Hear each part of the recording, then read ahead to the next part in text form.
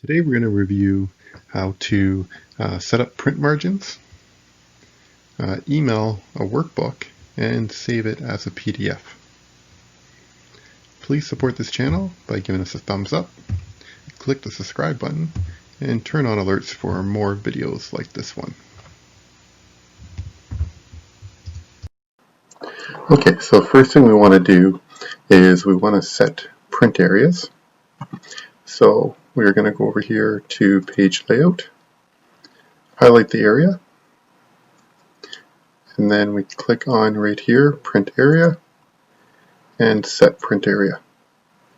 So this will be the area that we are going to, if we go to print or save as, this will be the only area that will print or save. And just to show you, if we come up here to file, and we go to print, you can see it comes up in the print preview. Okay, before we move on and I show you the options on how to email an Excel file, I want to show you first how to save as a PDF. This is something that I frequently use, and it's very simple to do. So you just come over to the file, you go save as, and then you select your folder, and then all you have to do, see here it says save as type, and it's currently an Excel workbook. You can just come up here to PDF. You can rename it if you want and hit save, and it's as simple as that. Now if I open up the file, you can actually see it's right here, save as PDF. Click on it.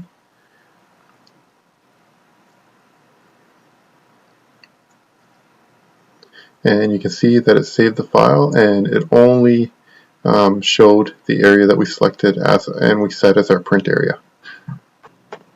Okay, next I'm going to show you some options on how to email an Excel file.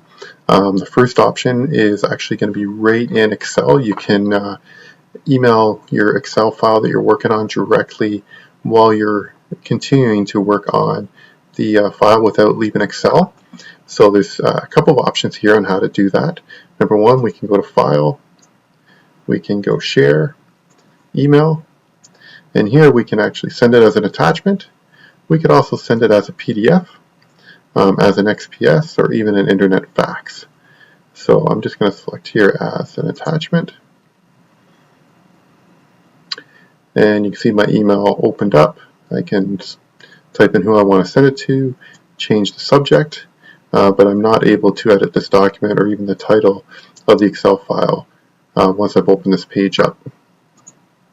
Second option is, if you're going to use this real frequently, the best thing to do is come up to here to your customized quick access toolbar. You can place a check mark under email, and now you can see the icon showed up right on our quick access toolbar.